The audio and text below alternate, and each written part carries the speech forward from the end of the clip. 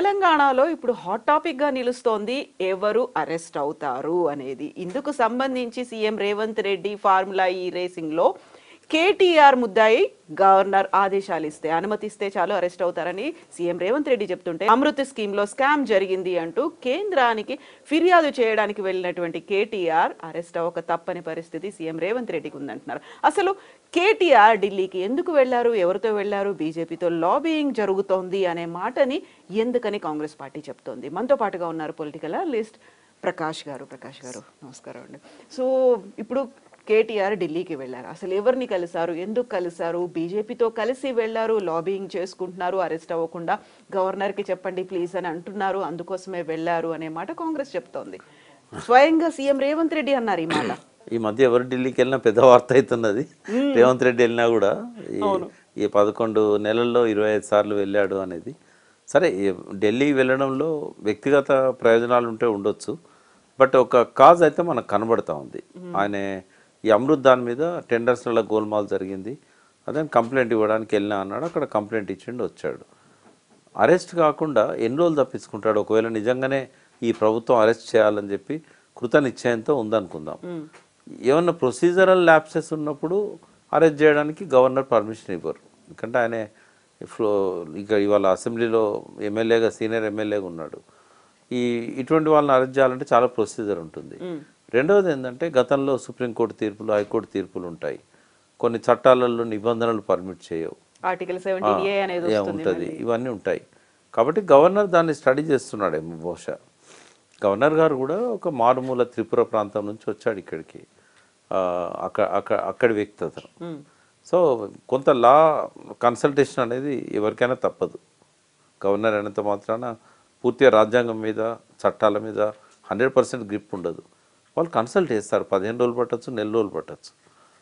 ఒకవేళ అరెస్ట్ చేయడం అనేది అవసరము, అలా లోపాలు కనబడుతున్నాయి, on the face of the రికార్డే తప్పులు ఉన్నాయి అని అనుకున్నప్పుడు విచారణ కోసం డెఫినెట్గా అరెస్ట్ చేయమని చెప్పి ఆదేశాలు ఇస్తారు.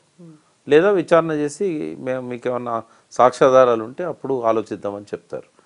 బట్ ఒక్కటి ఏంటంటే, ఈ ప్రభుత్వాలు కక్ష తీర్చుకునే వైపుగా, అంటే రేవంత్ రెడ్డి 10 ఏళ్ల కింద ఈ టీఆర్ఎస్ ప్రభుత్వం ఆయన అరెస్ట్ చేసింది, ఆయనకేమో రెడ్ హ్యాండెడ్గా ఎవిడెన్స్ ఉంది కాబట్టి ఆయన ఇప్పుడు అరెస్ట్ అయ్యాడు. ఓటుకు నోటు కేసులో జైల్లో పోయాడు, చాలా రోజులు జైల్లో ఉన్నాడు, బయటకు వచ్చాడు.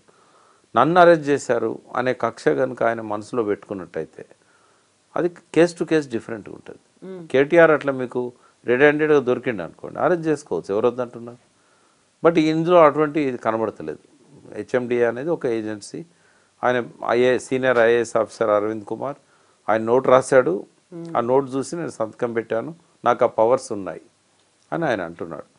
పవర్స్ ఉన్నాయా లేవా అనేది విచారణ అయితే జరగాలి. పవర్స్ లేకున్నా ఆయనే పెద్ద అమౌంట్ కదా, అంత అమౌంట్ ఆయన రిలీజ్ చేశాడు అని అంటే తప్పు అవుతుంది. ఆయన ప్రెస్ మీట్ నేను ఫాలో అయినాను. ఆయన చెప్పింది చాలా నీట్గా ఉన్నది, నాకు ఆ పవర్స్ ఉన్నాయి, క్యాబినెట్ నిర్ణయం అక్కర్లేదు, అటానమస్ కాబట్టి చైర్మన్గా సీఎం గారు ఉంటారు, వైస్ చైర్మన్కే ఈ పవర్స్ ఉంటాయి. అదేమి మాటపూర్వకంగా జరగలేదు, రాతపూర్వకంగా జరిగింది. అరవింద్ గారు నోట్ పెట్టారు, ఆయన ప్రిన్సిపల్ సెక్రటరీ, ఆయన నోట్ పెట్టాడు, నేను కన్సిడర్ చేశాను. ఒక హైదరాబాద్ యొక్క కీర్తి ప్రతిష్టలు పెంచడానికి చేసిందే అది, కాబట్టి నేనేం తప్పు చేయలేదు. రెండో దానిలో కరప్షన్కి అవకాశం లేదు. ఆ డబ్బు ఏమో మా ఇంటికి వచ్చింది కాదు, మేము సంతకం పెట్టడం వల్ల అధికార దుర్వినియోగం ఏం జరగలేదు, అవినీతి కూడా అక్కడ ఆస్కారం లేదు అని చెప్పి ఆయన ఎక్స్ప్లెనేషన్ ఇచ్చుకున్నాడు. గవర్నర్ గారు దాని మీద ఏదైతే ఇప్పటిదాకా ఉన్న సాక్ష్యాధారాలు ఉన్నాయో, గవర్నమెంట్ ఏదైతే నోటు పెట్టిందో పరిశీలించిన తర్వాత చట్ట ప్రకారం నిబంధనలు కనుక పర్మిట్ చేసినట్టయితే అరెస్ట్ చేయడానికి ఆయన ఆదేశాలు ఇస్తాడు. బట్ నాకు అనిపిస్తుంది ఏంటంటే, ఇదంతా ఒక పబ్లిసిటీ స్టంటే తప్ప ఆయన అరెస్ట్ అయ్యేది ఉండదు, వీళ్ళు అరెస్ట్ చేసేది ఉండదు. ఒకవేళ అట్లా ప్రతి డిసిషన్ను క్వశ్చన్ చేసి అరెస్ట్ చేయాలంటే 100 కేసులు పెట్టవచ్చు. అట్లా ఏ ప్రభుత్వం చేయదు, ఏ ప్రతిపక్ష పార్టీ చేయదు. అయితే ఇక్కడ సీఎం రేవంత్ రెడ్డి ఢిల్లీలో అన్నటువంటి ఒక మాట, కేటీఆర్ ఢిల్లీకి వచ్చారు, వస్తూ గవర్నర్ని కూడా పిలిపించుకున్నారు, అనుమతి ఇవ్వకుండా అడ్డుపడడానికే ఇలాంటి చర్యలు, లాబియింగ్ అనేది జరుగుతుంది అనేది. కేటీఆర్ పిలిస్తే గవర్నర్ వస్తారమ్మా. కేటీఆర్ ఇవాళ ఒక కేంద్రంతో చెప్పుంటారు, వాళ్ళు పిలుస్తున్నారు, ఇద్దరి మధ్యలో ఫ్రెండ్షిప్ యాక్చువల్గా కుదిరింది అని. యాక్చువల్గా ఫ్రెండ్షిప్ కాంగ్రెస్కును బీజేపీకే దగ్గరగా ఉంది ఇక్కడ. అంటే కాంగ్రెస్ అంటే పార్టీగా కాదు, రేవంత్ రెడ్డి గారికి మంచి సత్సంబంధాలు ఉన్నాయి. మొన్ననే చూసాం కదా మనం, హోమ్ మినిస్టర్స్ మీటింగ్ పెడితే మీటింగ్ అయిపోయినాక వచ్చేయాలి కదా. అమిత్ షా ఇంటికి పోయి ఏకాంతంగా 15 నిమిషాలు ఎందుకు మాట్లాడాలి? ఎప్పుడు బట్టి నెంబడి పెట్టుకుపోయేటోడు, లేదా ఉత్తమం తీసుకుపోయేటోడు, ఎందుకు పోయిండు ఆయన ఒక్కడే? అది కూడా వాళ్ళ రెవెన్యూ మినిస్టర్ మీద ఈడీ దాడి జరిగిన తర్వాత ఎందుకు పోవాలి? అంటే ఇటువంటి అన్ని రేవంత్ రెడ్డి మీద అనుమానాలకు తావిస్తున్నాయి తప్ప, కేటీఆర్కు మొదటి నుంచి కూడా కేటీఆర్ కేసీఆర్ బీజేపీకి అగెనిస్ట్గా ఉన్నారు. వాళ్ళు అగెనిస్ట్గా ఉన్నారు కాబట్టే కదా కవిత మీద ఈ కేసులు ఇవన్నీ కూడా. కాబట్టి నాకు తెలిసి బీజేపీ సపోర్ట్ వాళ్ళు తీసుకోలేరు. వీళ్ళు అడిగినా కూడా బీజేపీ సపోర్ట్ ఇవ్వదు. ఆయన ఢిల్లీ పోయినంత మాత్రాన అదే యాదృచ్ఛికంగా గవర్నర్ పోవడం, ఆయన పిలిపించుకున్నారని చెప్పి ఆరోపణ చేయడం అనేది కరెక్ట్ కాదు. ఒక రాజ్యాంగ స్థానంలో ఉన్న ఒక గొప్ప వ్యక్తి, ప్రథమ పౌరుడు గవర్నర్ మనకు, అటువంటి వ్యక్తి మీద ఇటువంటి ఆరోపణలు చేయడం కూడా అది సీఎంకే కాదు, ఆ పార్టీ నాయకులకు కూడా మంచిది కాదు. అది ఆయన అవమానించడమే కదా. అది ఈయన పోయి పిలిపిస్తే ఆయన పోయిందంటే అది ఆయన మీద బురజల్లడం కదా, తప్పదు. అట్లాంటి మాటలు మాట్లాడకూడదు. రెండవది, కేటీఆర్ ఒకవేళ ఫేస్ చేయడానికి సిద్ధంగా ఉన్నా అని ప్రకటించాడు. ఈవెన్ జైలు పోతే ఏం చేస్తారంటే వ్యాయామం చేస్తా, యోగా చేసుకుంటా. They are well prepared. ఒకట మా రాజకీయంగా ఏదన్నా ఒక పదవిలో ఉన్నాము అని అంటే ఏ రోజైనా చెరసాల తప్పదు అని అనుకోవాల్సిందే. కాబట్టి వాళ్ళు మెంటల్గా ప్రిపేర్ అయి ఉన్నారు, ఏం జరిగినా జరగవచ్చు.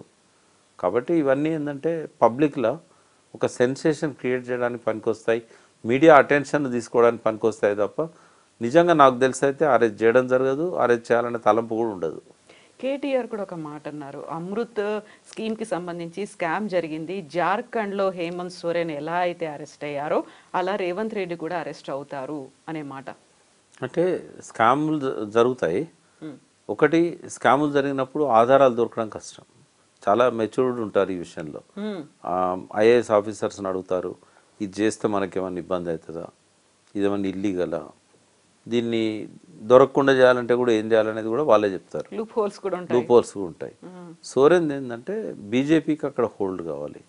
ఎలక్షన్స్ వచ్చినాయి జార్ఖండ్, దాన్ని దృష్టిలో పెట్టుకొని ఆయన మీద అరెస్ట్ అనేది జరిగింది.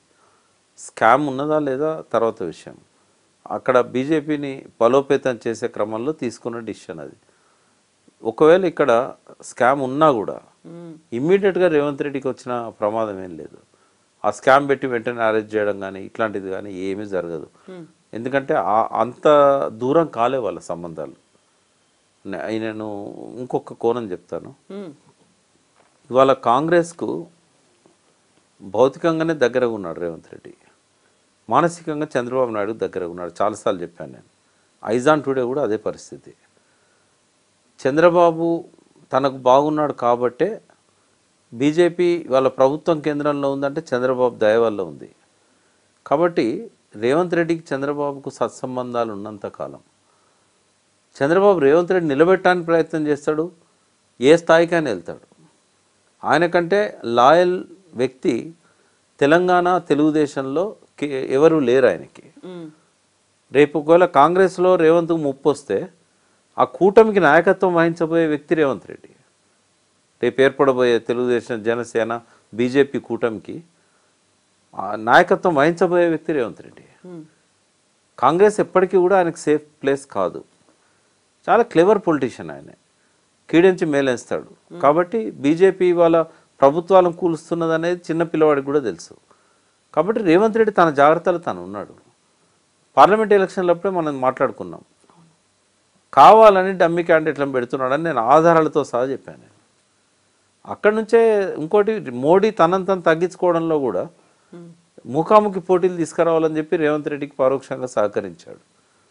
చంద్రబాబు నాయుడు ప్రతి విషయంలో కూడా ఆ సయోధ్యలో మధ్యలో ఉంటాడు ఆయన. ఇంకా జనంలో ఒక చర్చ ఏం జరుగుతున్నదంటే, ఇన్వెస్ట్మెంట్స్ అన్ని విజయవాడ తరలిపోవడానికి హైడ్రాన్ తీసుకొచ్చాడు